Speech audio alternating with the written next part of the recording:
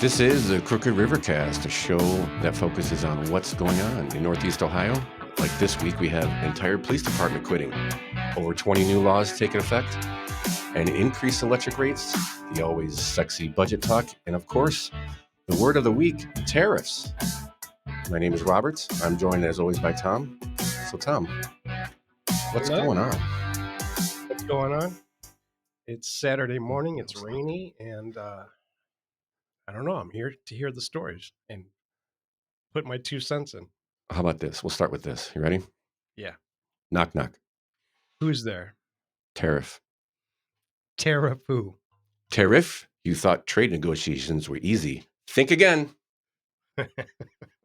Sorry, I know it's bad, but see, I'm finding it harder to import jokes when tariffs block all the punchlines.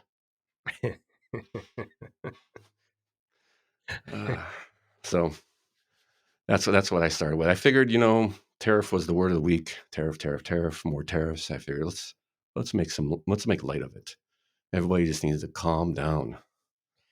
I think it's a good thing. So far, all the countries have come to negotiate except for China, and I think that was the plan. Sounds like that was the strategy, is to isolate China.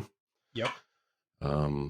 So we'll just start with a little clip. I didn't want to get too far into tariffs, but I did have a little clip of tariffs. Let's see if I can make this thing work here.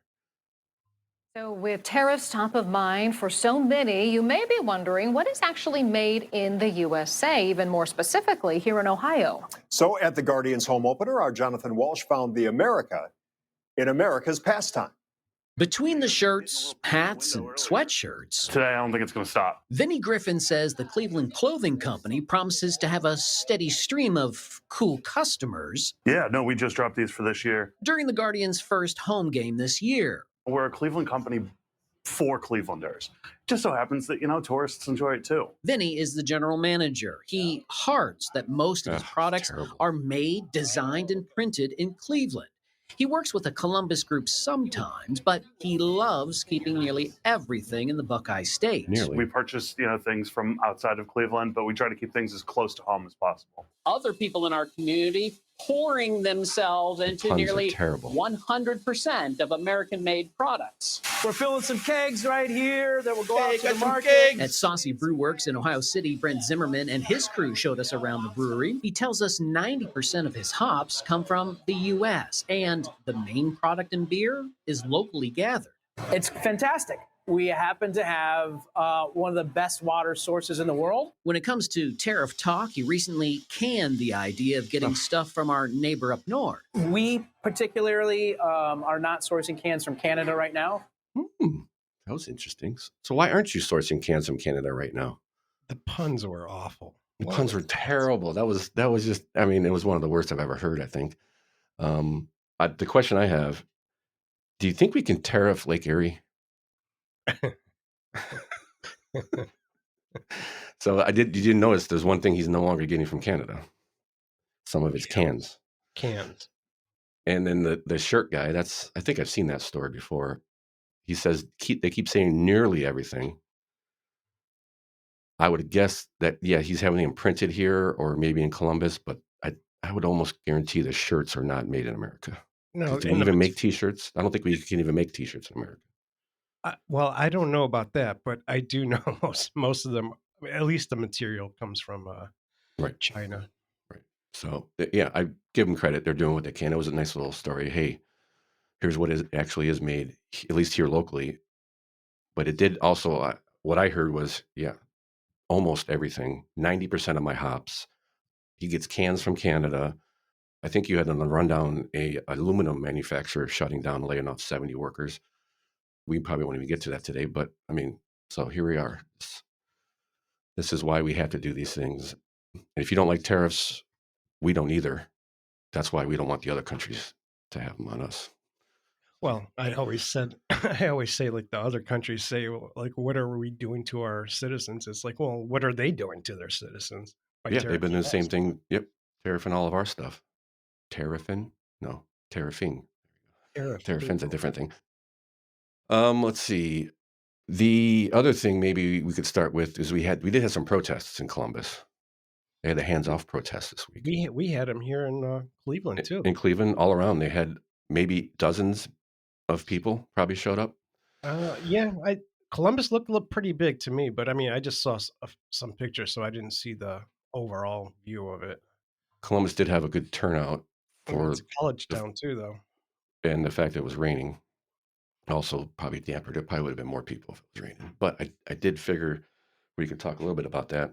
No real story involved, just a couple of clips from News Channel 5, which previous TARIFF was also from News Channel 5. Always want to give them the credit. So let's hear some from the protests.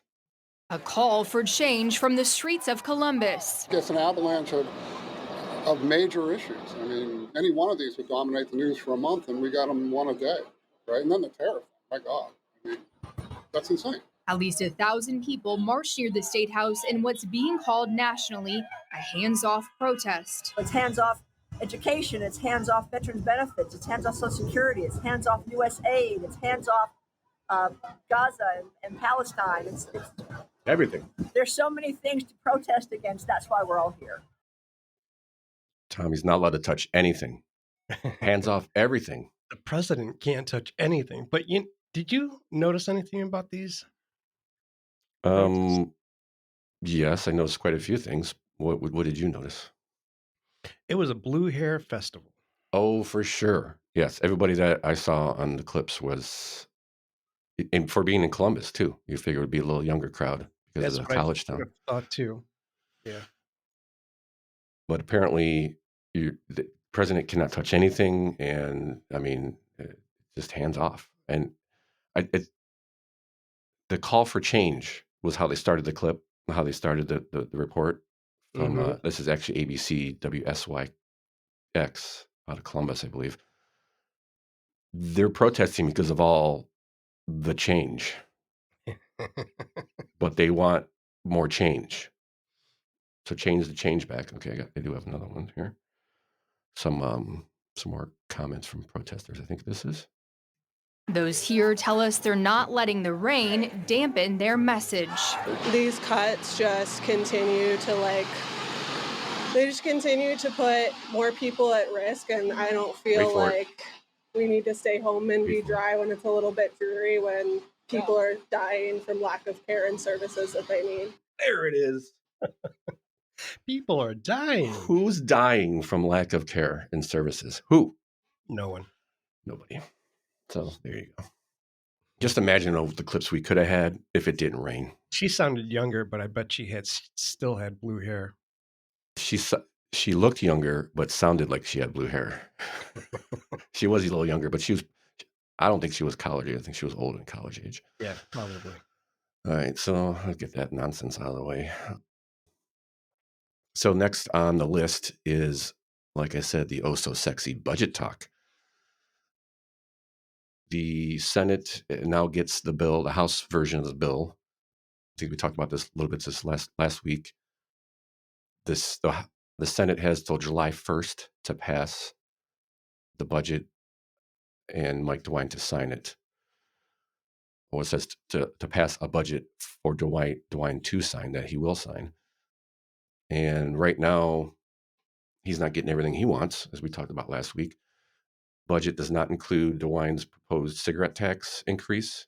He planned to use these funds for a $1,000 child tax credit, and he wanted to hike up gambling taxes and pay for sports stadiums, and of course to ease the burden of parents to pay for play schools. He does not sound like a conservative, does he? No. So the House bill also reduces DeWine's proposed spending on affordable housing, drinking water, pediatric cancer research, childcare, Medicaid, lead abatement, and food assistance. They are so. Then we're going to get onto the school budget, which is, I think, the hottest issue out of all of this that everybody's kind of going back and forth with. So the big thing in the bill is the funding, but also where the money's going to go and where they've allowed or allocated a lot of it.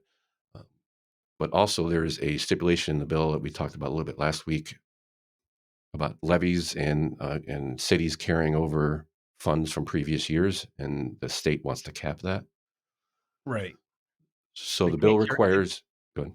They don't want to let them carry more than 25% because the schools right now are flush with money.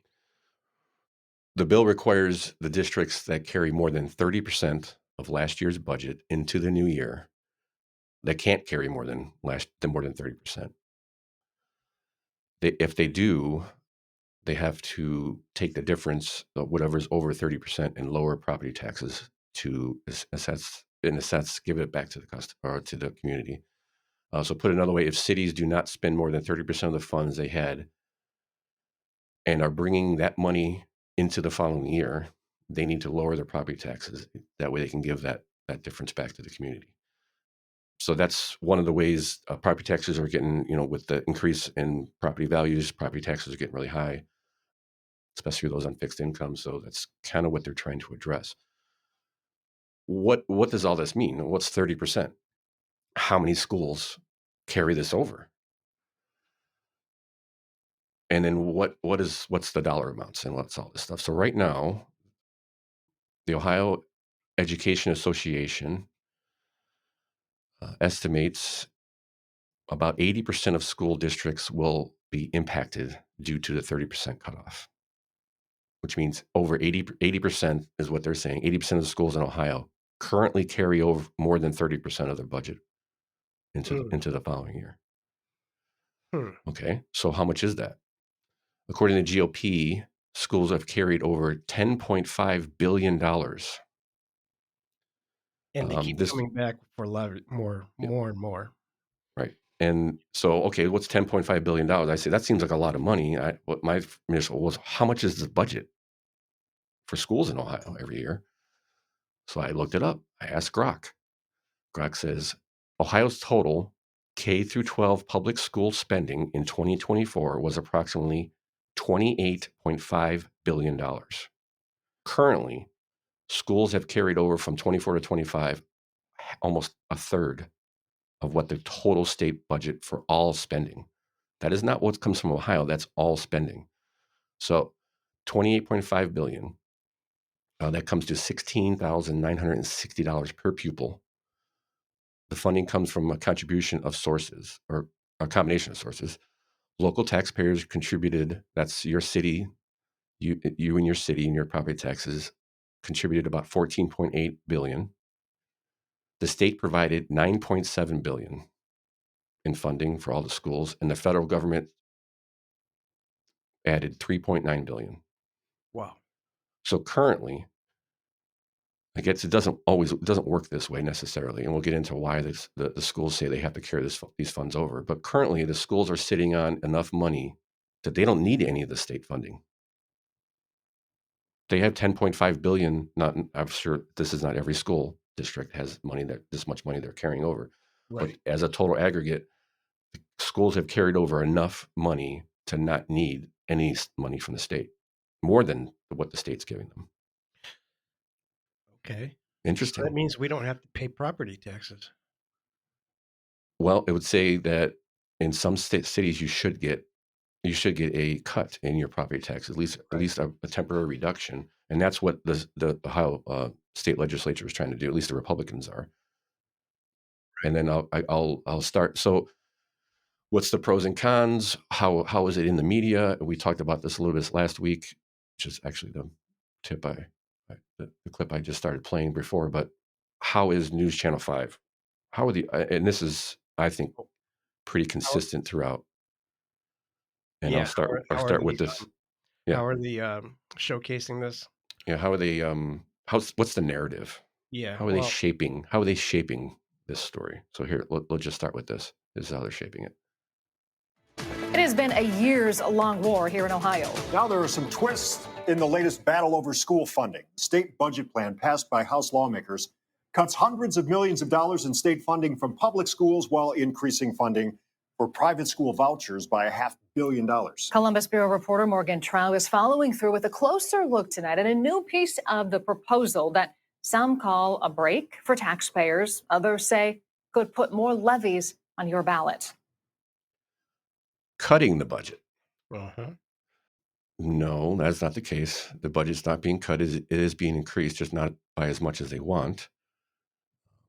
And so what they've said, what they've had is, it looks like News Channel 5 has been talking with the Parma superintendent. Currently, there's Parma Public Schools, Parma Seven Hills Public Schools. Currently, I think they say Parma, I think they may say it in this clip, Parma carries over 26% from last year of their budget. And Parma is not one of the greatest school districts from my understanding. And here's, let's see what both sides are saying about it. I think this is the most consequential budget that I've been in. House Speaker Matt Huffman and most of his Republican colleagues cheered the state passing its $60 billion two-year budget, helping to fund the new Brown Stadium, but cuts millions of dollars from public libraries and schools. It does more things on more fronts than any budget that I've ever had. Parma City Schools Superintendent Charles Smilek continues to break down the impact on public schools for us. We always talked about a slippery slope, and I think the slope is, covered in oil at this point. Smilek has been speaking to us for months about his concerns now that the state is slashing millions in expected public school funding. Ooh. What did she say? Did you hear what she said? Can I replay that? Let me see. Speaking to us for months about his concerns now that the state is slashing millions in expected public school funding. Expected public school funding is what they cut. Right. So they started out with slashing school funding, and then later in the story they kind of slip in. Well, there's been a cut to what they expected to get. So I think the big rub is there is this Fair Funding Act that was passed years ago. According to this law or group or whatever it is, they think the increase should have been $800 million this year. They were asking for $660 million, actually $666 million. The state legislature gave them $226 million. So they are also complaining because, as you heard, the $500 million increase for school choice, which is ed choice programs. So my question is, what are ed choice programs? So ed choice is a school choice. That's the the voucher system. Right. It's called ed choice. My question is, the Ohio State Legislature sending a message here? Are they sending a message that school choice is the future of education in Ohio with the $500 billion increase? I don't know. It seems that way. I think that's the way they're going. And I did a quick peek on where Ohio is on the national standards for schools, and we are dead in the middle. Yeah, I just took a look at Parma because you kind of brought that up. And Parma's at the bottom 50% of 920 school districts. It's 478. Interesting. So they say they need to carry these funds over.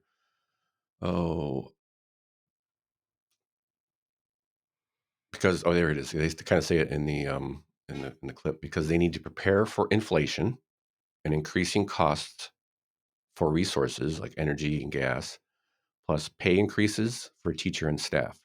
So I don't understand. You ask for $1 million a year. You spend, what would it be, $650,000, $700,000 of it? Right. So you carry over $300,000 of it into the next budget year. And you still want increases. And year out, every couple of years, every year in a lot of cities, especially if they get turned down a year before, they ask again, and it's usually more. I'm just confused on why they think they need almost a third of their budget every year to carry over or more for inflation, increase in energy, and raises. Some of the people were saying, or some of the comments against were saying, there are school districts that like to carry money over for bigger projects, renovations, new school build. They're building a new school, they're getting state funding, but the local wants to supply this, that, and the other thing. So I get that part of it. But almost a 30-year budget you're carrying over? That's a lot. I don't. It seemed to me when you ask for a levy because you need books and you need pay increases and you need maintenance on the buildings, that's the excuse they use every time. Well, they're just trying to tug at people's heartstrings. I think. Oh, absolutely. I don't think people know that schools are actually it's not like they're out of money when they're asking for a levy. They usually have 25 to 30% sitting in from last year. So, and the guy from Parma, Smilik, was saying that he thinks this will, if they have to give back that 2 or 3%, if they go over 30, then they're just going to have to ask for another levy. Yeah, well, people need to vote no. And I can't. Why? You've got 30%, and then what happens? Do you use that whole 30% in 2025, or is there carryover to the carryover? It carries over to the carryover. That was the whole point of this, I believe. Yeah. So it just keeps carrying over, and that's a lot of money. I mean, $10.5 billion when the budget for the whole state combined, federal, state, and local, is less than 30. It's more than a third of the school budget money that's allocated for schools is not spent every year. They're always going to ask for more. Yep, they will. I think people would really be interested. I mean, that is something that most people don't know. I was actually pretty shocked. So Republicans say that 486 traditional school districts in Ohio carried more than 30% of their expenses in fiscal year 2024. Right. I had no clue. And until when we covered this a little bit last week, I had no clue that schools were this flush with money. And, I've never voted yes on a levy. Yeah. But at the same time, sometimes I was like, well, maybe I should. But now I know. I don't want to make it sound like they're just sitting there on loads of cash. There is a good reason to carry money over, right? If you've got extra money in December or whenever the fiscal year ends for the schools, and you should be allowed to carry it over, because then all of a sudden you're just spending it to spend it, and you're going to waste it. I would think. I agree. It's good to have extra and a reserves. I think my problem maybe similar to yours is you keep asking for more. Yeah, you're not even spending and then you want. And I get it. Everything goes up. That's usually what pulls on my heartstrings. Is I see the price of everything going up. It goes up for the schools too. Everybody wants raises. Gas prices go up. Heating costs, all that stuff. It's just they always got their hand out. Speaking of having their hand out, we talked about First Energy increasing rates last week, was it? I think.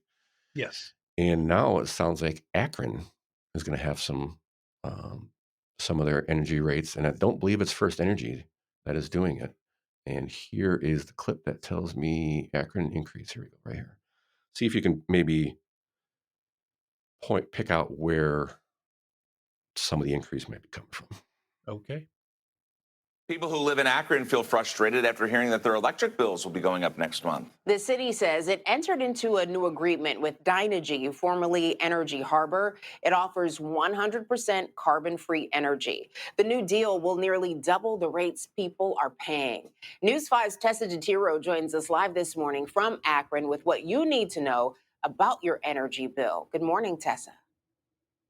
Good morning, Tiffany. So as you mentioned, those fees go up in May 2025, and they go from 4.97 cents to 9.24 cents. I wanted to read that to make sure that I know how much those fees are going up by. When I spoke with Akron Mayor Shamus Malik, he says he understands the frustration here, but the last time they entered into a new agreement was in 2021. Malik says at that time, energy costs were much lower. He thinks this is a problem that's extending far beyond the borders here of the city of Akron. Yeah, I think it is far beyond the borders. Did anything stick out to you in that report? The carbon free. There you go. Uh-huh. Does it have to be carbon free? How much of that increase is because it's carbon free? No one ever brings it back up in the story, and anything I've read on it, they actually most of the time don't even mention that it's carbon free. 4.9 cents to 9.24 cents. Yeah, what is that? About 70% increase there? At least, yeah, it's at least. And so, what does the mayor of Akron have to say? Well, there's a theme in what he has to say. So, let's see if we can pick it up. We recognize this is not the most ideal situation, the rate going up. This is something that impacts each and every one of us, right? I got my letter from the supplier Dynegy in the mail yesterday. I don't control the supply of electricity in our country, but at the end of the day, we want to get the best possible rate we can for our residents. So I do encourage folks to go online and really look and see if they can get a better deal. Not my fault. That's what he says. I mean, I got to pay it too. And we just want the best rates for Akron. So if you really wanted the best rates for Akron, you wouldn't be going with carbon free. Yeah, that's something else there. Where are they getting carbon free energy from? I have no idea. I don't believe there is much around here in Ohio or even surrounding states to pull from. Right. If you were in Arizona or out west, or in the plains, when you can when you drive out west, all you can see is windmills for miles. Right. To me, the only way to get carbon free energy, if you can't get a carbon free source, is carbon tax, carbon credits. You think so? That's the only way. You think that's what they're doing? How else can you do it? If you're going to have 100% carbon free energy and you can't get 100% carbon free sources, maybe they have some carbon free sources, but they don't have 100% carbon free sources. Yeah, we don't have that here. Right. So you think they're just adding the tax on there? That's what all companies do. Oh. Apple says our stuff is carbon free, and some of it is. Their campus is full of solar panels everywhere, so I'm sure that's part of it. It's California, though. But yes, but how they get all the way carbon free is mostly through carbon credits, from my understanding of it. I had no idea. So there's a portion of that increase that is carbon credits. I can't see how it is any other way. Even in Arizona, you can't get 100%. In the sunniest state in the union, probably you still can't get 100% carbon free. So it's a big lie. Yeah, and he's saying, we want the best rates for people in Akron. I think that's BS, because if you wanted the best rates for the people in Akron, you wouldn't have carbon free, because that's not giving you the best rates. Right? I think you need to look at what's driving him to do this. That's a good point. There must be an incentive for him or the city or I don't know. There has to be for him.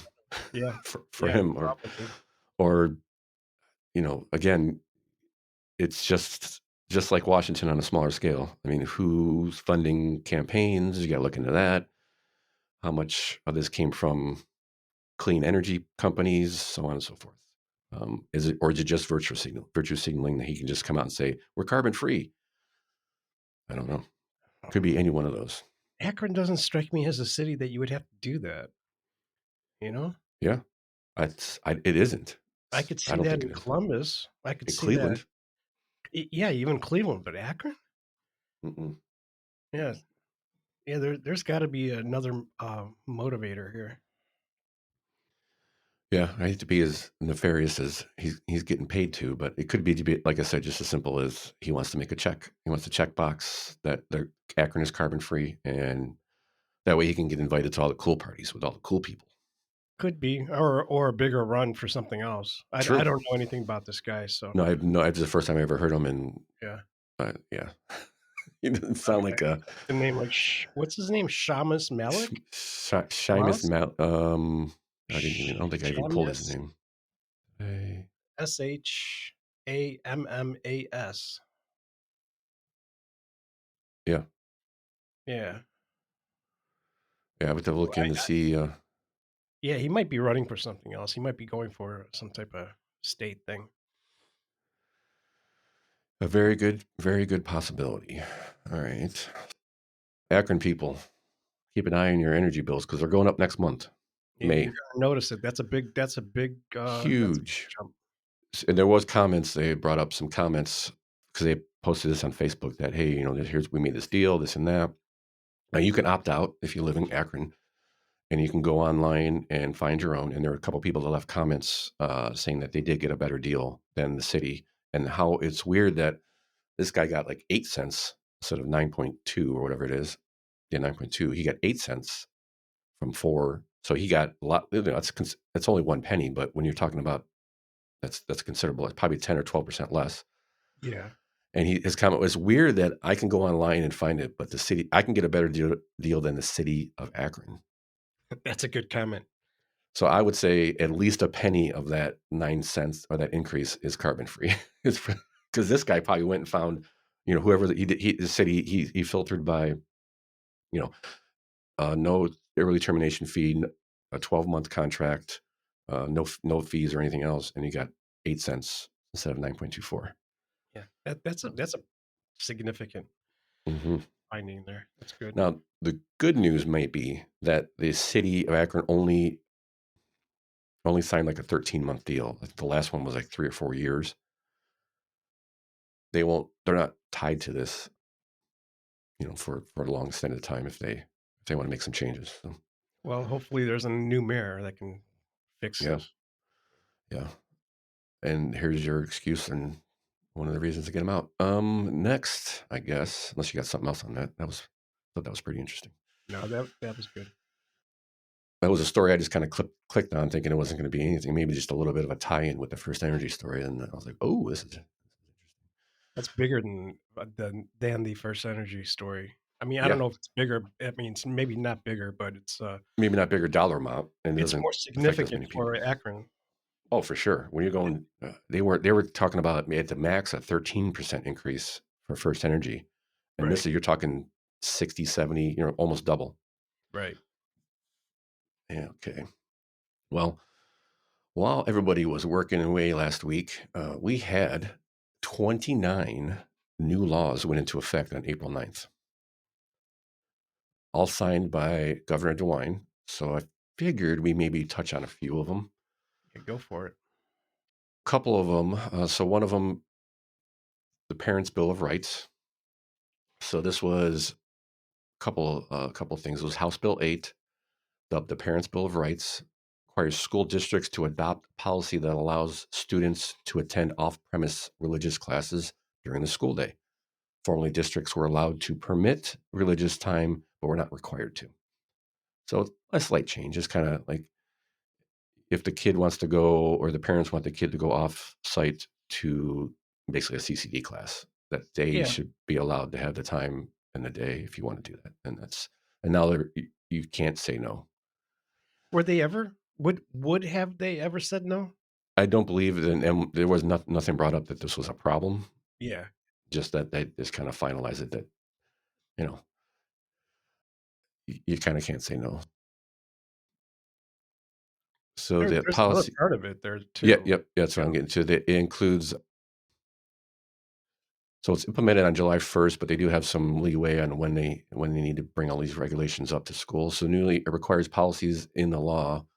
Other policies in the law include ensuring content depicting sexual concepts or gender ideology is available for parents' review in the case they want to opt out. Opt out people. Yeah. It says starting in July, staff will also be required to promptly notify a parent if their child requests to be referred to with a name or pronoun that vary from their biological sex at school. So in the past, the teachers, and there's been plenty of stories out there of teachers encouraging it and not telling the parents. I've heard of those stories coming out of California and New York and other areas, but I didn't hear many in Ohio, if any. Is that an issue here in Ohio, or what? Nothing that screamed when you looked for it. Nothing that popped up. There was no huge stories with it. I can't imagine it didn't happen, especially in places like Columbus. Yeah. Cincinnati, maybe. There was a couple of national stories going around, a year or so ago, maybe more, that, for example, I think there was a divorced dad whose daughter I mean, I'm sorry, people. I don't know how else to say it, but he was being this girl was being groomed by the school. But basically, she had, they're going through a divorce, so I'm sure it was a tough time. So she had, expressed some confusion, I guess, and the teacher was encouraging it and brought the dad into it. I think the mom was out of the picture. I'm not sure. And so the reason it stuck out to me is the dad had a unique solution at the time. I think it was like Minnesota or something. It was Midwest. It wasn't California, but it was more of a liberal state. And his reaction was to play along with the school, because the school was giving them you could have a live son or dead daughter kind of talk, So what he did when he went along with it and found a transfer, found a different job in a different state, and moved. Now, obviously, people can't do this. The reason this story sticks in my head is because he didn't fight it at the school level, because what he said is he had heard people who fought it, and then they bring in child services. Right. And so he did, yes, and kind of went along with it. They started therapy, no drugs or anything, just therapy. And then within a couple of months, he had left. I got another job. I'm going to carry this on at the next school. Just thanks for all your help. And he ditched. He bailed and got his kid out. Wise man. Yeah, very wise man. Not everybody can't do that, but if I remember correctly, I kind of remember that story, and I think a few months later, his daughter was, not having any issues, and right, and yeah, within 6 months, she was back to normal. Yeah, as you would say. So again, not to say that the solution is to move, but if you're going to freak out in front of the school, you may end up giving yourself more problems down the line. There's a more strategic way to handle it. Yeah, every situation's different. Maybe, I know people can't just pick up and move, but if, sometimes, like, this guy really didn't have a choice. He was a single father, and he kind of needed to pick up and go. And maybe it's easier for a guy to do that with, single and. Yeah. We've heard even worse stories where, the mother wants this and the father wants something else, and it's. Yep. All right, next law that was passed was harsher drunk driving penalties. Oh. The minimum fine for the first offense was raised from $375 to $565. The law also increases the maximum fine for aggravated vehicular homicide to $25,000, which is a $10,000 increase over the previous law. This is also, I didn't get the House bill it was, but it was dubbed Live's Law. It allows police to also collect oral fluid samples from drivers suspected of driving an influencer. In the past, it was only breath, blood, or hair samples. So apparently, what are they looking for with that? Is that just for a quicker? Yeah, it's a different way to test if you want. Yeah. If you want to just give a swab of the mouth, and then you can put it in an analyzer right there in sight. And before you weren't allowed to, it wasn't stipulated in the law. Right. Now it's House Bill 37. Thank you. I'm sure this has nothing to do with revenue. It's only for your safety. Because I know now that the fine is $375 to $565. Well, everyone's definitely going to cut that third beer off. Yeah. What's that? Yeah. Well, everyone's going to be safer. Yes, definitely safer, and yeah, sure. What's the alcohol level at now? Is it still 0.8? Still 0.8. I don't know if it's changed at all. Let's see. Ohio blood alcohol limit is 0.08 BAC. 0.08, yeah. Under 21 is 0.02. Commercial drivers are 0.04. Oh, wow. Well, that makes sense. Yeah, that makes sense. Yeah, so they haven't raised that. And just more stiffer penalties. I mean, inflation. You gotta move the times, I guess. Next was infinite school expulsions. Apparently, in the past, schools were limited to like 180 days. They could only expel somebody for 180 days. And then they had, or the rest of the school year. And then then the next year, or after the 180 days, they had to bring them back. So now this allows schools to expel students up to 180 days or 1 year, or no, that's the way it was. but now they can review it so they can now do 180 days. A student expulsion can be extended for 90 days at a time after that with no limit. That's got to be one hell of a student there. So yeah, it's for students. They permanently expel them before they. I'll finish this. Before, students ages 16 years or older could have been permanently expelled, but only if they were convicted in a court of a serious crime or offense. Now they can do that for anyone they deem as a danger to the school. So a little harsher penalties on that, giving the schools a little more leeway, it sounds like. I mean, yeah. And to come back, they're required to undergo a psychiatric evaluation by a psychiatrist. I'm going to say that's a good thing. That's a good thing. Yeah. Because if you were limited, you had you had a kid that brought a gun into school or a knife into school or pulled a knife on somebody, and you can only, at the beginning of the year, you can only expel him for 180 days, and then he has to come back. Right. I'm not sure I'd want him. I'm sorry, but you need help before you need to come back. Yeah, that's true. Next, sex extortion criminalized. House Bill 531, named Braden's Law, classifies sex extortion. They have a new word, sextortion, short for sexual extortion. It now classifies it as a felony in Ohio. A sextortion, I still don't like saying it, it's weird. Sextortion occurs when an individual is blackmailed or over intimate images. So what happened to Braden Marcus was somebody posed as a 15-year-old girl and convinced Marcus to send photos back, nude photos, I'm sure. And then demanded a $2,000 ransom for those photos. And I think there's school's different nowadays, boy. Did he commit suicide? Yes, he did. Yep. I shouldn't be laughing, but man, school's different. Yeah. Yeah. No, it is different. Marcus, he died 30 minutes after that happened. So, man, he was devastated. I don't even. Yeah. I can't even comprehend that.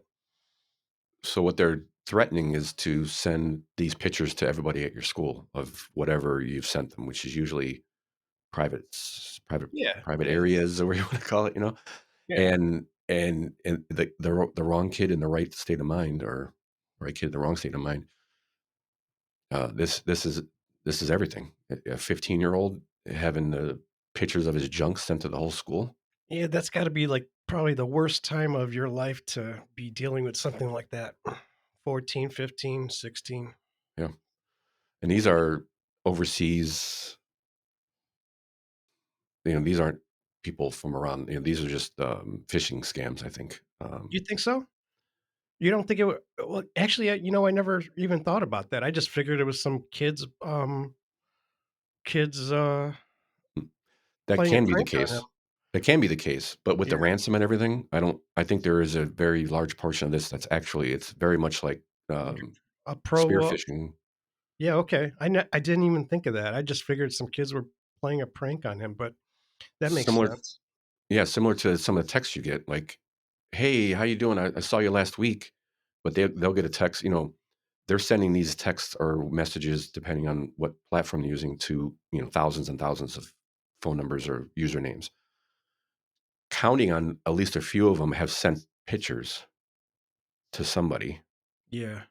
And then they can pose, if you send it, you can send it to 1 million people with a one click. And if you get 3 of them or 30 of them or 3,000 of them, whatever it is, just by coincidence. So I attended years ago, I attended a FBI seminar on this that was in the neighboring city. And they had put out a fact that,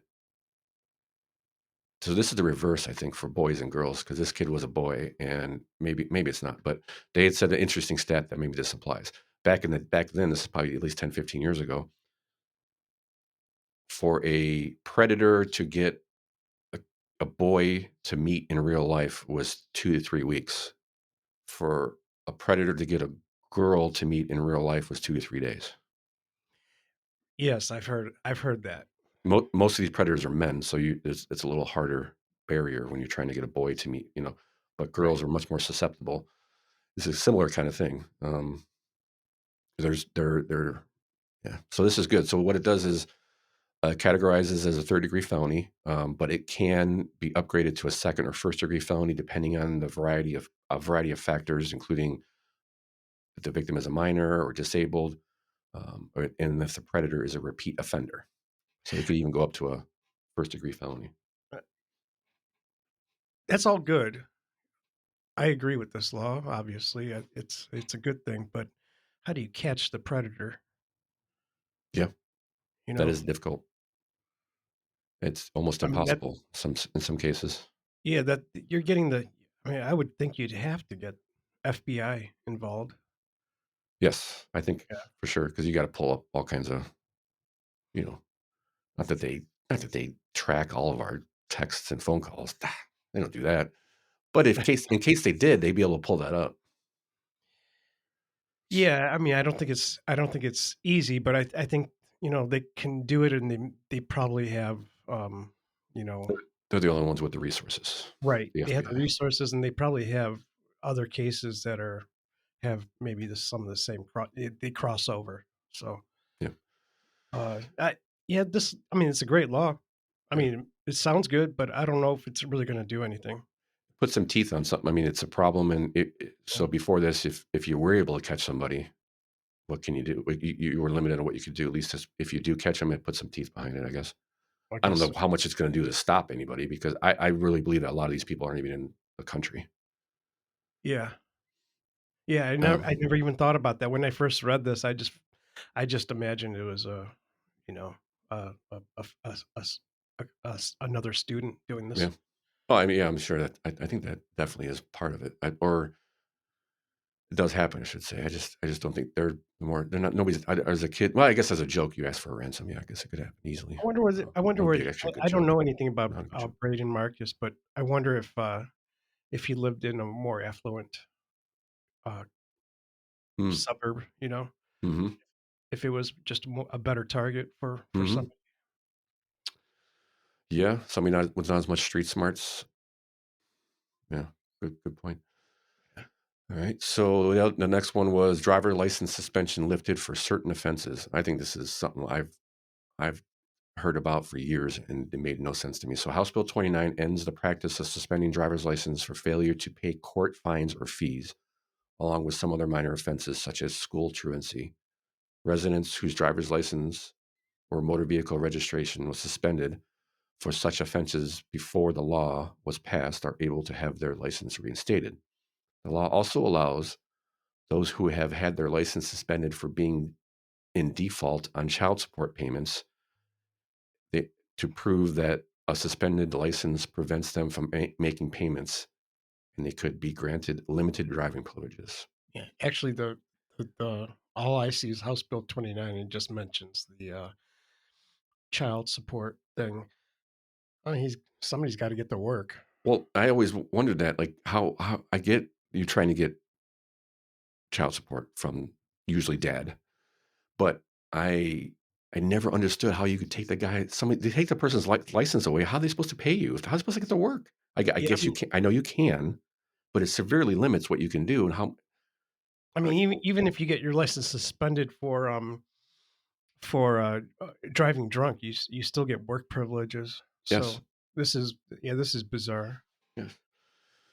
So I think that's generally a good thing. Yeah. And one of the other ones that was of note was companies are banned from tracking firearms purchases. I thought this was a big one for me, and the parents one. But Senate Bill 58 enacts the Second Amendment Financial Privacy Act, which bars credit card companies, banks, and other institutions from categorizing or tracking firearms-related purchases. The law states companies also cannot compile lists of gun purchasers and share such information with third parties, including government agencies, unless required by law through due process. Yay, this is a big win, I think. Yeah, and I didn't even know there was anything. It also it says you don't have to have firearm insurance or Yep, there's a liability. which I never knew you did. I don't think you do, but They it just prohibits. Go ahead. they just locked it up so You can't. you'll never have to. So state and local governments, because I think we're fine with the state, but you going from local government to local government, so it requires it stops and prohibits them from requiring liability insurance to possess a firearm. Legislation was a proactive move, as no local governments in Ohio require firearm liability insurance for gun owners before the law's passage. Nationally, some jurisdictions, such as New Jersey, San Jose, California, have enacted such mandates. So this is a trying to get it to it before it even happens, so they don't have to have any problems, because you do some, and you may have some. Cuyahoga County could easily be one of those, and they've never been very conceal carry friendly as some of the other rural counties, for example. Right. So I think that is good. I did see 29 new laws. I pull up a article from WNBC4, which I think is a Columbus-based NBC affiliate. So there's 29 new laws are on their way in. And here's 10 of them. What about the other 19? Did you run out of paper? Could you not? Could you run out of scrolling room in the article? You couldn't put all 29 in there, huh? Thanks, appreciate you. But some of the other ones, maybe. House Bill 106, known as the Pay Stub Protection Act, requires employers to provide pay stubs, which I didn't know that was a problem, but okay. Bills, which is, some of the things I maybe want to look into. House Bill 77, which establishes new laws for operating drones in Ohio. Oh, do we know what those laws are? No, I just have that. Yeah. You see House Bill 322? Yep. Creates the offense of grooming by prohibiting a person who is 18 years or older from engaging in a pattern of conduct with a minor if the person and the minor are any sort of relationship, like relatives, teachers, or coaches. Does this have to do with the rash of teachers having sex with their students? Because it keeps coming in the news lately. There's been a lot of it, that's for Not sure. necessarily. I don't know if a lot of it's in Ohio, is it? I think there's one in Ohio. I don't have it in front of me. So before the House Bill 320, so this says creates the offense of grooming by prohibiting. Yeah, grooming was never an offense. So they're making grooming an offense. Oh. That's what it sounds like. But it's by prohibiting a person who is 18 years or older from engaging in a pattern of conduct with a minor if the person and the minor are in any sort of relationship, like a relative or okay. So yeah, this is basically pointing right at that. Yeah, I think so. There has been a rash of that lately. We should kind of maybe dig into that a little bit in the future. Yes, that's why I'm wondering. I don't recall anything in Ohio. And actually, there was something in Ohio. I think. I saw a headline. I didn't read into it because, just didn't have time to. But it wasn't anywhere in Northeast Ohio. Senate Bill 58 was the one that prohibited anyone from being required. I don't know if I said that or not. To have insurance and liability on a firearm. So House Bill 7. Go ahead. No, I was saying. Go ahead. House Bill 7. House Bill 7 was a measure to support mothers and babies. It says originally it had a multi-million-dollar appropriation in it, but the spending was all stripped out of it. In this bill, the soon-to-be law has several policies in it to do things like update Medicare or Medicaid programs, coverage of evidence-based mental health and dyadic family therapy services for young children and their caregivers. Evidence-based mental health and dyadic family therapy services. I don't even know what that is. I'm not smart enough to know that. The first thing that hit me when I read this is like where's the other 19? Can you just list them at least so we can look into them? Infant explosions was there. Yeah, that's pretty much covers all of them that they have in the bill. I guess the other ones were just nothing. Well, what I think I got the same thing in front of me that you're looking at, and some of them they really don't explain the new bill. So I'm kind of reading some of them, going, "What the hell does that mean?" I would have to dig into it, but I don't see anything all that. Probably nothing. Usually updates to other stuff. Yeah. And the other one was, which we talked about it before, is that they're still trying to ban cell phones in schools, which we talked about that before. That's probably in there. That was one of the things that DeWine is pushing really hard. And I don't know if he was trying to push it in the budget or not. I don't know. Doesn't seem like it. I haven't heard it anywhere. He is pushing it. He keeps having press conferences about it. I don't get it. I mean, I get it, but I don't get why he's pushing it so hard. Seems to me like I don't know. It's your children. It always seems to get everybody. So we'll keep following that. But right now, it's a mixed bag. Right now, just to recap, the state requires schools to have a policy in place, but it varies from no policy to basically no policy to you can't bring them into school at all. So I still say give the kids a Faraday bag. Make sure they put their phones in the Faraday bag in the classroom, and that should be good. And in some of the reports I was watching, that they actually were showing B-roll from that. Some schools have those bags, and so they're like different. There's a company that's making them. You can tell they're made. So they're like a little pouch. You slide your phone into it, and then when it magnets together, it locks. Yeah. And then to get it out, there's a little thing in the front of the class or wherever where you almost like it's probably RFID or something or magnet, and you wave that little pouch over it and it opens up. Okay, that's kind of cool. That's all right. Yeah, kind of. It's kind of cool. I don't know if you need that, but I'm so undecided on this subtopic as we talked about. I like the idea of they need to focus, but I also like the idea of having communications with my kids whenever I need it. Well, they shouldn't be getting interrupted in classroom, but just because you need to text something, you could always call the school if there's something major. And that's what the school says. We will get them in mere minutes if you need us to. Yeah. So I don't, but I want them to have a phone for, emergency. Worst case thing, a school shooter or some emergency or something like that. So keep eye on that and see what they come up with. Next is is it Beach County? Is that what it is?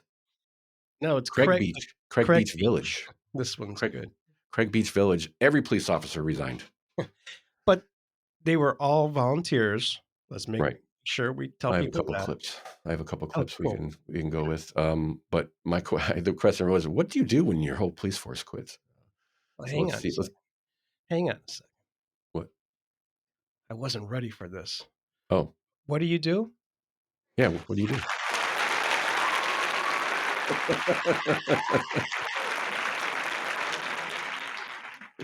That's what you do. All right. Well, let's hear from this. Let's get some background situation. What happened, and then maybe get some comments from. Here you go. Oh, let me pull this. There you go. Craig Beach is a small village of around 1,000 people in Mahoning County. Their police force is made up of 7 part-time members covering 20 hours a week. At least it was until last night when 5 of them resigned. The other 2 are on active duty in the military. That means there aren't any officers at all for the foreseeable future. Just a lot of discord between us and council not getting equipment that we need, not getting bills paid, just a real, hostile work environment. And it just got to a point where, enough is enough. Sergeant Renata Griffith says it all came to a head during Tuesday night's council meeting. And with the entire force gone, we asked the mayor what happens next. What is your message to the community moving forward? That they would get police coverage. That I would work to get them police coverage. So temporarily we have police coverage. The Mahoning County Sheriff's Office is picking up the slack in Craig Beach for the foreseeable future. He was told, just say the word police coverage over and over again. There were yeah, there's 1,000 people in Craig Craig Beach County or whatever it's called. Village, yep. Craig Village. Beach Village. Um, It's in yes. Mahoning County, which is like Yeah, I'm not sure where it's that like is. east of Solon, maybe out towards Garrettsville that way. Yeah, but it's a rural Yeah. county, Oh, it's right? rural, yeah, and the Yeah, sheriff is I taking mean, over. you know, my in wife and I have been Bloomington. searching for a home kind of like in the sticks, and most of these places don't have their own Yes. police department. You're dealing with the county sheriff department, Yeah. And so they asked of course they had comments. So let's see what a citizen said about this. The people I spoke to had mixed feelings about the resignations, but bottom line, when they call for help, they just want someone to respond. I'm kind of disgusted with it because when we did have to call the police, they were never around anyways. Well, there you go. There you go. Yeah, they were so part-time, and I actually know I worked with a guy who was similar to this. He was part-time. It wasn't even the same. It was farther south maybe and west in Ohio, but he was a part-time. He did 20, 25 hours a week. I think he still does. And he loves it. He thinks this because I don't know, just some people like that kind of stuff. But it's in a rural area too. He knows most of the people, and he's not working for a city like Akron or Cleveland. Well, I mean, It happens a lot. I don't know this little village, and a village usually does have a police department. Now that I think about it, but when you're living in the rurals and when you're living in the sticks, you're not going to get a fire department. You're not going to get police quickly. I mean, so treat your volunteers well. It seems like it was the chief was posted something on social media that wasn't very complimentary to the village council. So that's where this all started. Where they're complaining about not getting equipment they need and bills paid, according to one of the officers that was they're interviewing there. I mean, it is a village, how much money do they actually have? What are they spending it on? That's all the questions that I would be asking. But I mean, you can tie back into one of the previous stories, the new law, Senate Bill 58, which bars credit card companies from instituting, categorizing, trafficking firearms related purchases would be related to this story too. That's what you do when all your police force quits. Make sure your guns are loaded. When you're living in the sticks like that, you better you should have a firearm. Just by the size of the spacing between houses, and it's you got way less manpower for a much bigger area in the world. Yeah, you probably have less problems too. I mean, you do. Yeah, but you are also going to wait. Right. Unless they got, I don't know this village, but unless they got some kind of drug issue there, somebody a bunch of tweakers. It does happen. Yeah. We'll get to this before. Make sure we get to this before the end. There's a issue 2 on the May 6th ballot.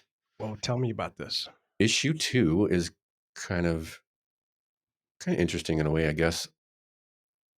Issue 2 would amend the Ohio Constitution to allow the state to issue general obligation bonds to help local governments pay for capital improvement projects like roads and bridges, watershed treatment systems, stormwater management, and more throughout the state capital and more through the state capital improvement program.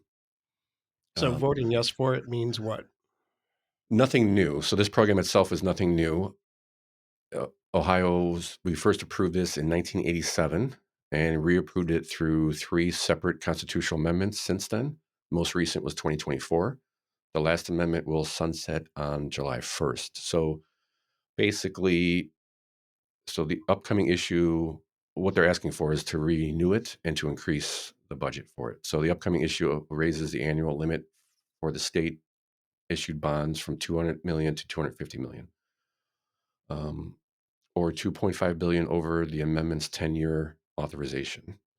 The program started out at $120 million per year in 1987. What does this do for me? I mean, like as far as my so much does this raise my? Is it property taxes or is it no taxes? So what this sounds like is bonds that the state issues to the cities if they need to do large road or bridge projects to help Okay. them through. And it sounds to me like this is something the state pays for. Like they issue the bonds. It's either Yeah. one of two things. Either they issue the bonds and pay for it back, or they issue the bonds and the city pays them back. And they're using the state to get their good credit rating. That'd be my Yeah, but interpretation. where does the state get their money from? Us. Oh, okay. Oh, yeah, it's from us. It's totally Yeah. from us. So is my income tax going up? Is my No, no, not no. it does not say that any taxes will go up because of this increase. Okay. It's just, but they would beg the question of where they get the money from. And what's getting cut? Well, yes, and let me just pull. It doesn't. Yeah, you know what? It doesn't say. It took me a minute to figure out what the heck this even meant. Like, this is nothing. What? I read So it once real quick, and I yeah, was like, I had no clue what it meant. So thank you for doing this. yeah. I'm just skimming the article real quick to see if it says, for example, City of Cleveland was awarded more than $9 million in 2024 and $8 million in 2023. Said the James DeRosa, director of Mayor's Office of Capital Projects. And I'm just, it doesn't say anything about measure can be approved with a simple yes vote, a May 6th ballot, to renew the 38-year-old program for another 10 years. And it does not say anything about where the money's going to come from.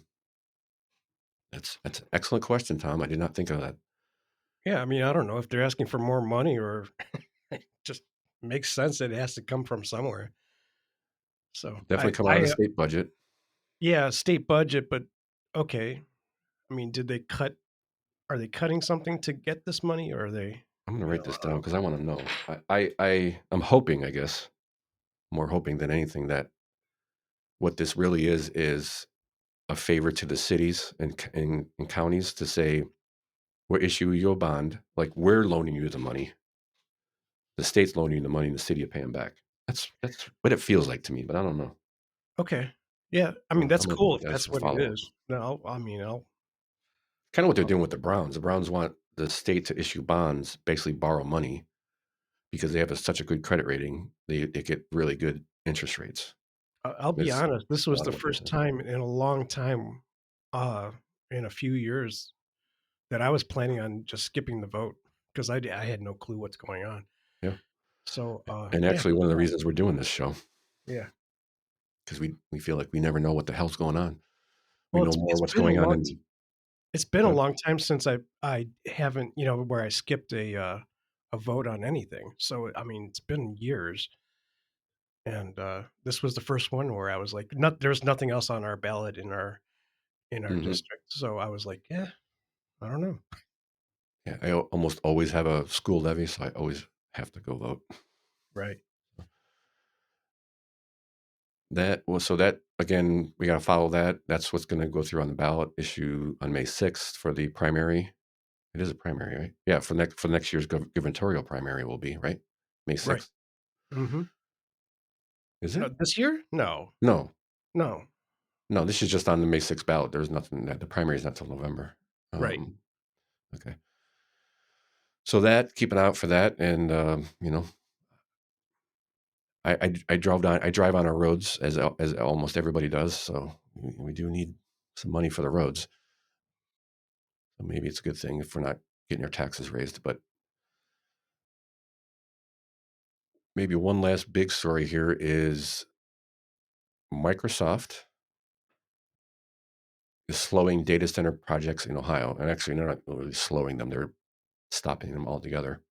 This one surprised me when I saw it. I didn't get a chance to read into it. So Yep, I did a little, and there's not a whole lot to read into other than Microsoft is slowing or pausing some of its data center construction, including the $1 billion project in Ohio, which I think was west of Columbus. The latest sign that the demand for artificial intelligence technology that drove a massive infrastructure expansion might not need quite as many powerful computers as expected. Tech giant confirmed last week that it is halted early stage projects on rural land it owns in Central Ohio. Central Ohio's Licking County. Ohio, it's outside of Columbus, so I think it is towards Dayton side, I believe, and will reserve 2 of the 3 sites for farmland. So they're still planning on putting a bunch of money into the community. It's just not going to be in a data center, or at least right now. So they're not going to sell the land. They're going to keep the land and I guess apparently use some of it for farming because. So they're just going to lease it. Basically, yeah, they're going to lease it out because they've until they want it back. Yeah, they've seen a as they're saying the demand for AI might not be as big as they thought. Well, AI is a big farce. It's becoming I think we're in a bubble right now, and we're looking at the first signs of it bursting. Yeah, I agree. It's not what people are expecting. So no, I was actually a conversation last night. I was at the dinner with some friends, and AI came up, and people were talking about this, and I'm not threatened by it. I don't think it's necessarily going to turn into cyber, whatever, Terminator, Skynet. But I also don't think it's the greatest thing since sliced bread either. I think it's mostly I've watched the tech companies do this over and over again over the years. Yeah. They push this stuff because they want you to buy computers. No, I think it's going to affect some industries, but I don't think it's not the end of the world. It's just things are just going to change. I think it's a great tool. Yeah. And what the conversation we had last night was, is what we're seeing really AI, or is it just it's just a computer predicting what we want off of a whole bunch of data sets. I'm sure there's plenty of AI out there, but what we see in our day-to-day life, I don't think Grok is necessarily that much AI. It's predicting. It's a sophisticated search engine, basically. Yeah. That's what that's all I see. The only, I mean, the only thing, it doesn't worry me, but it does make me question the technology. It's like for music. I mean, I'm hearing some pretty sophisticated music coming out. That's all AI. I mean, people they have services where you can just go on.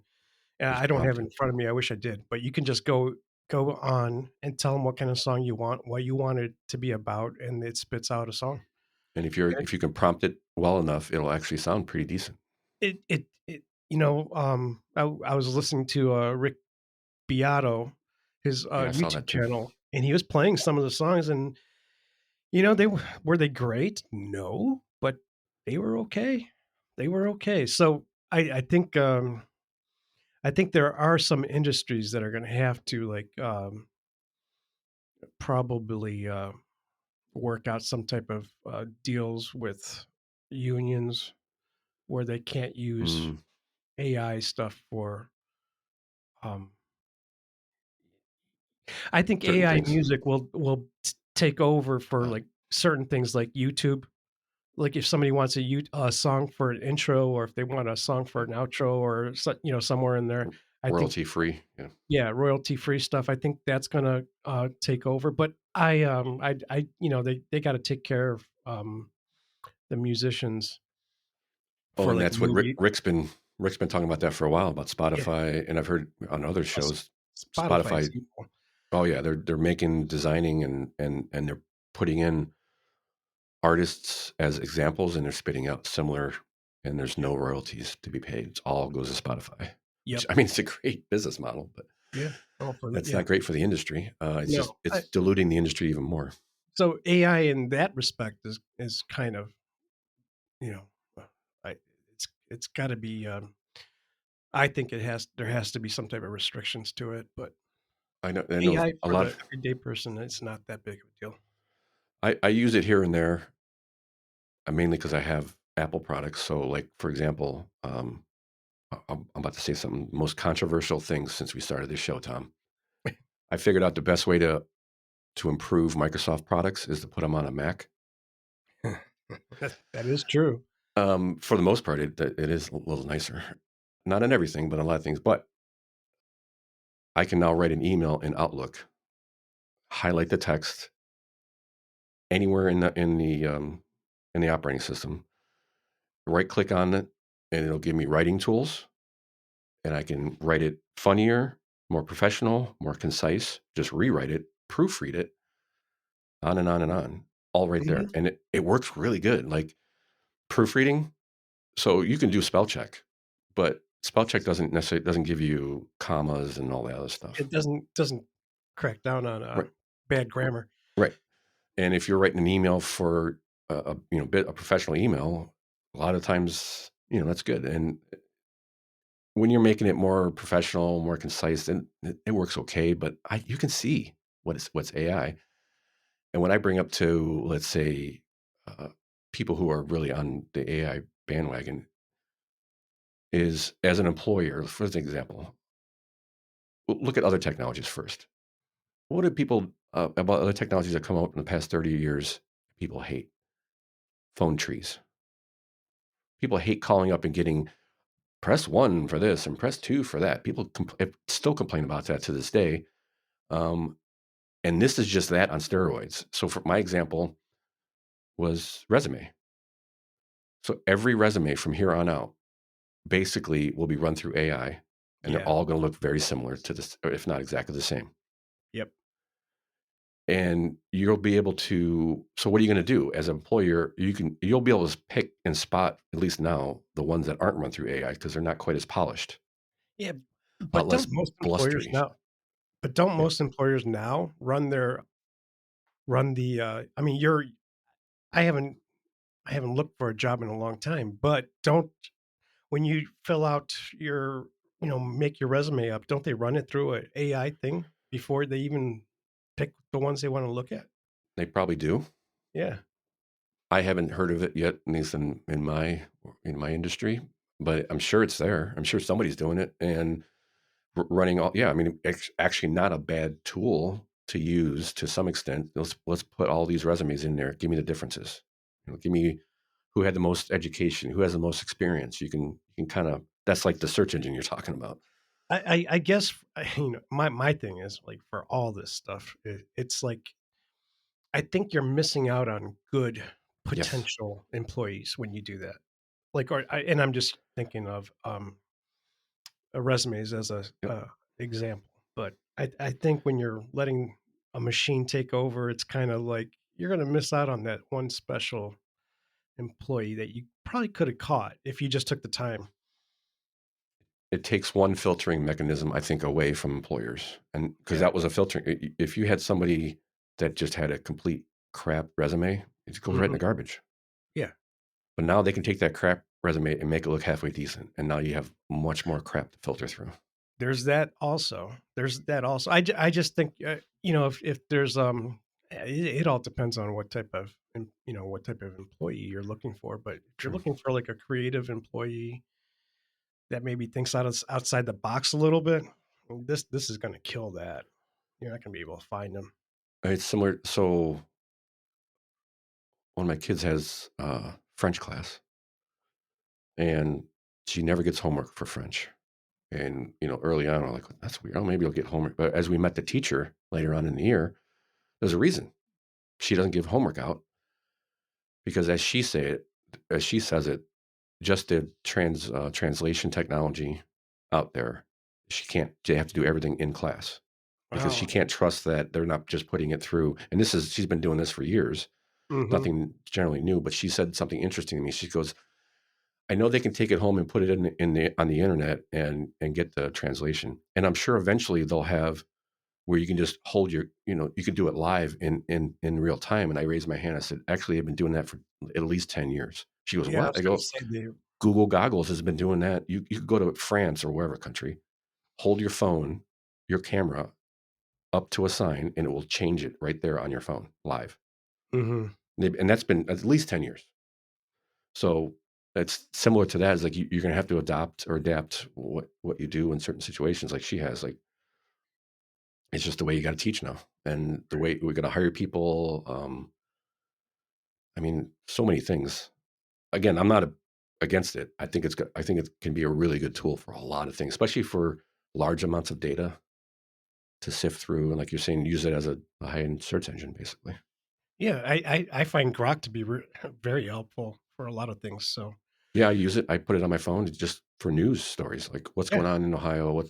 Give me, and it almost probably more than half the time it pulls a story that I haven't seen anywhere on any site or anything. So it does it's it good. does, and you could always ask it to dig deeper.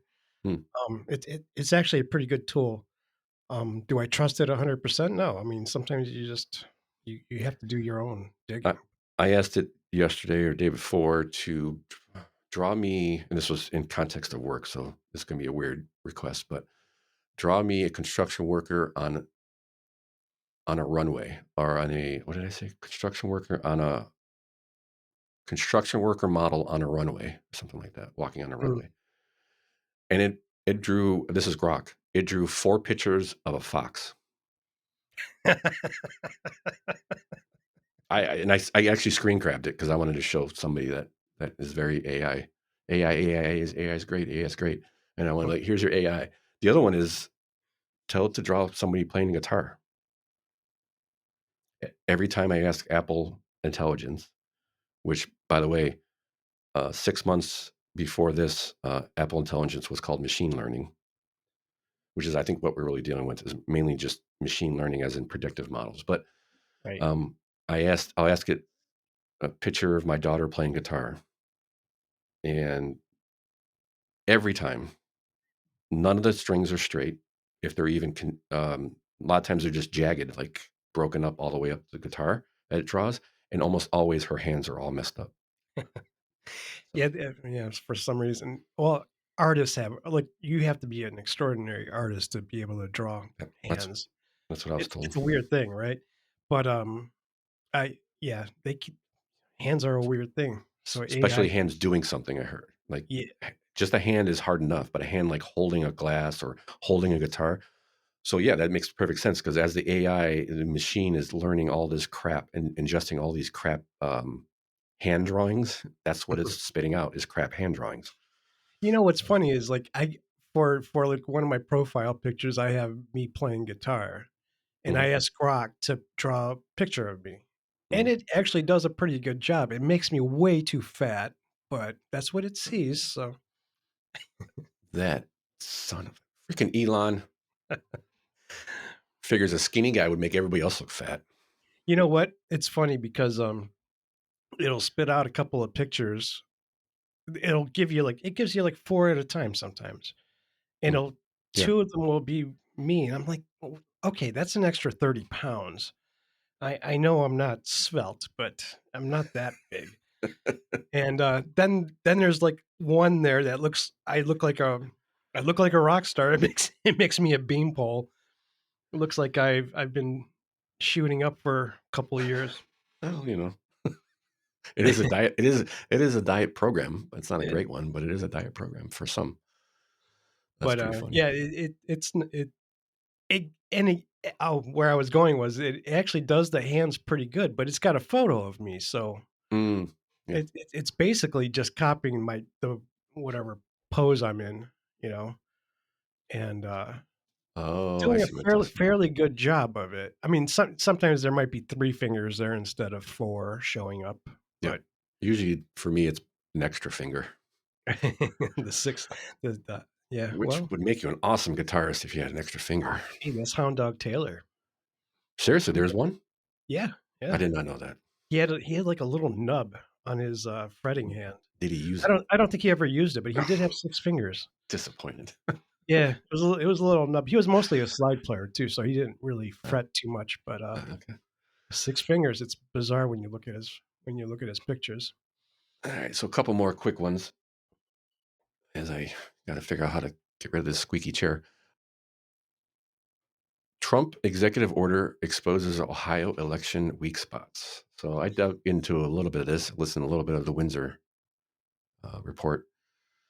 And a couple of things that came out to me was, so Trump, do you know much about the executive order? Like what is there any details that you have that maybe I don't?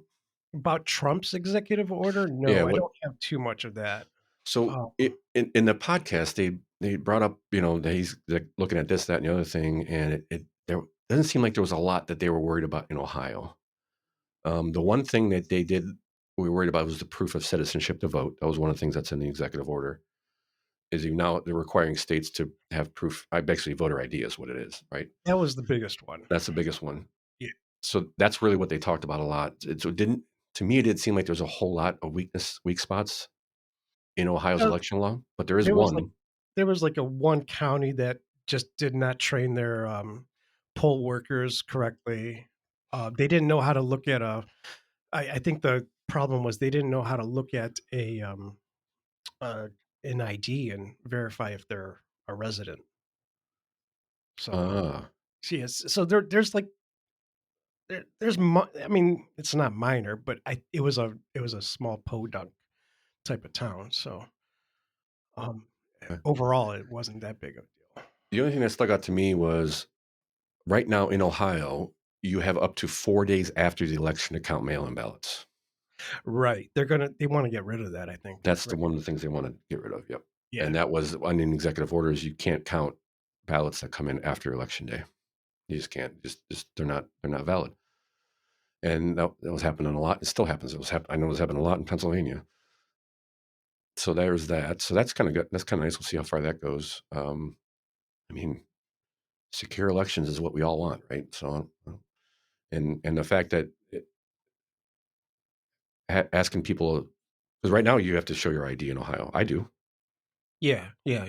But there are states that it's actually and it may be in by county. California, it's illegal to ask for an ID. That's right. But are there counties in Ohio that don't require it? I don't know. No, I don't think so. No, not that I know of. They're also there's between 250,000 and 350,000 unresolved issues with the voter roll. So they're going to be going through that to I guess there's some discrepancies there where things are mismatched with the information that the voter provided. So they're going to probably just get those off the voter roll. Okay, so which is good. We had talked about maybe a few weeks back. There was a story I had brought up there. Maybe it was just in my rundown. There was like 300 and some thousand voters they're trying to expel off the voter rolls in Ohio alone. So right now it says every voter upon appearing at a polling place on election day must show their ID. Yeah, yeah. So now I'm thinking this proof of citizenship is for registration, probably. Voter registration, you got to show an ID or something like that. Yeah, I would think that's for all the new people that are registering because I assume they can go through the voter rolls and figure out who's a U.S. citizen or not. I guarantee you there are non-citizens that are registered. So that's what I'm wondering. When you register to vote, do you have to show your ID or what's the process? It's been so long, I have no idea. It's honor based right now. So then I'm trying to figure out what they're going to change with this, and there's some. You're going to have to bring your birth certificate in or some type of proof of to register. Register, yeah. Right. Okay, that makes sense. Because then you can't have a fake ID. Then you could have a fake ID to go vote after that if you want. I mean, because they don't really. Nah, I don't know, man. They run it through a thing. You're right. They do. They run it through. I have to ask my wife because she's a poll worker, but they do run it through a system to check. That's right. They do. They swipe it through that little thing on the. Yeah, you're right. All right, so keep an eye on that. That's good stuff in there. Unless you got something else on that. Yeah, there was an NGO that was they're trying to crack down on some fake voter registration. There was an NGO that was putting a lot of money into registering folks. Black Fork Strategies. Okay. Let's see here. Registered 17,600 voters in Cuyahoga, including 4,000 new registrations over 13,000 modified ones, which he flagged. So it seems like out of those 17,000, there was a big portion of those were good BS. So they're going to crack down on that. Yeah, Good. They should. there's things here that are good. Yeah. Still early in there. I did notice that so Trump made that what you call it? Executive. He did the executive order, but it looks like the House passed the Safeguard American Voter Eligibility Oh, Act yeah, it's on going to the Thursday. Senate now, isn't it? Yeah, so it's going to go to the Senate. So we'll touch base when that comes around with that. So, but that I think he did the executive order to get the Get Congress the ball moving on rolling. this. Yeah, Yep. get the ball rolling in Congress. Good. Yeah. I am calling for a break right now. Sounds good to me.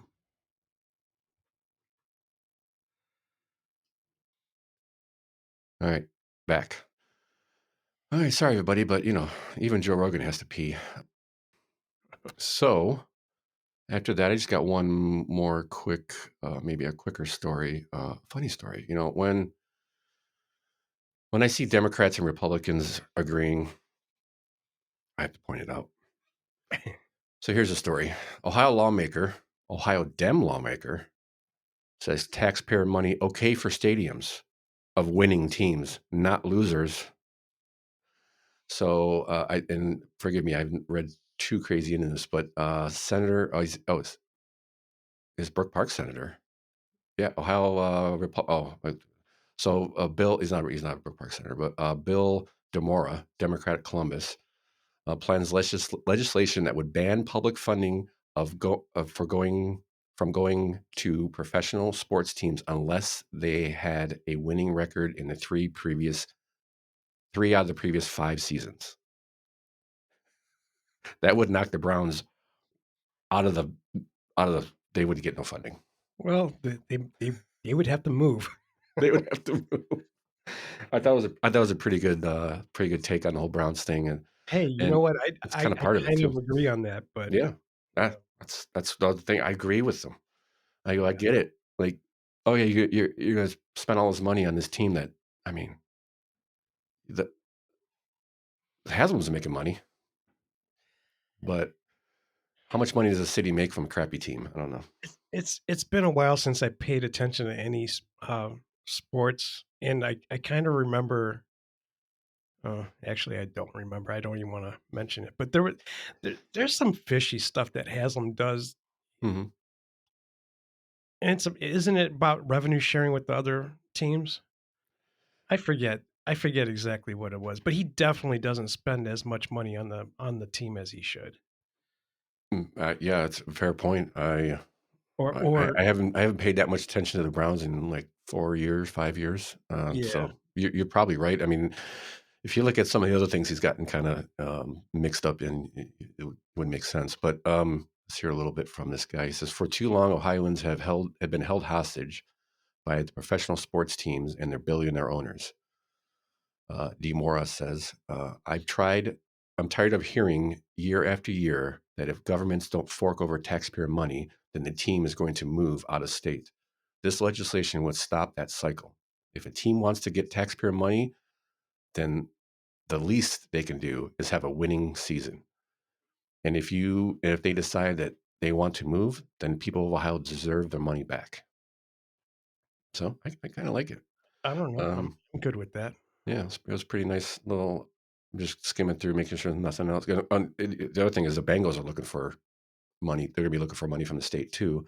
There was a story that popped up towards the end of the week about that. I didn't really catch on to, but they're looking for a renovation of Paul Brown Stadium or whatever it's called now. And I'm just skimming through here. Browns, tax revenue. Yeah, that's pretty much it. That's the meat of it. New teams would be exempt from the winning requirement, but must be competitive before asking for public money. Teams would also have to report publicly on an athlete's performance and financial requests. Proposal would also require teams to pay back any taxpayer money if they leave the city. The thing is, it's never going to pass. So, No, but it won't. it is a good little. It's something different, and I think it's a good thing. They should definitely have it because the Browns haven't had a winning season. Well, maybe recently they did. Yeah, that's how much I It's pay attention. I don't even know. Or was it the year before? It was last year, year before, not last year. Definitely was not last year because it was the year before last. Because I remember hearing about how everything was going to be great this year because last year they actually made the playoffs or something. The year before last, they made the playoffs. I don't know. Right. Whatever. I don't have. But I like the thought. I think we should have more of that kind of stuff outside the box thinking. And that's all I had on the rundown for today. I think we got a few left over from last week. You could probably touch on next week if we could carry a few of those. I mean, anything you want to say about shooters renovation going on? Well, there's a shooter's renovation going on. We could talk about it next time. Yeah. Machine Gun Kelly owns Shooters now, and I think they're putting $1 million into it. So that's down in the flats. That should be pretty cool. It needs it. Needs it. And I think he's got another one on the other side that he did not too long ago too. I read. So does he? We'll keep that for next week. That'll be a nice little thing to dig into and see. They've been really doing a lot with the flats over the last 10 years.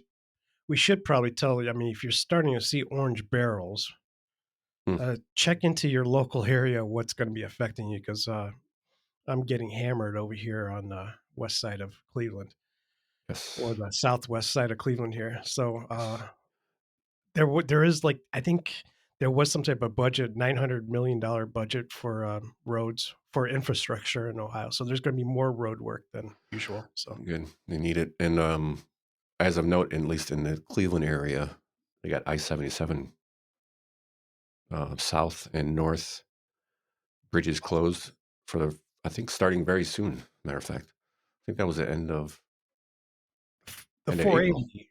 The 480. The bridge is going over 480. If you're going westbound on 480 and you want to go southbound on 77, you won't be able to. Yeah. And if you're going eastbound on 480 to go to go north, excuse me, if you're going eastbound on 480 to go north on 77, that'll be closed till November. So they're redoing the bridges that sweep over 480 right there. And huge.